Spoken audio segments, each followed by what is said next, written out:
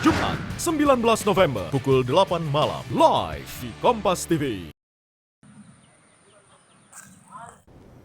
Dibantu BPBD dan sejumlah relawan, warga di perbatasan Kota Palopo dan Kabupaten Luwu ini menyeberang dengan menggunakan perahu karet. Daerah ini menjadi jalan Trans Sulawesi perbatasan Kota Palopo dan Kabupaten Luwu, rusak dan kini tengah dalam perbaikan. Penyeberangan dilakukan pada pagi hingga sore hari, dengan maksimal penumpang dibatasi hingga 4 orang saja.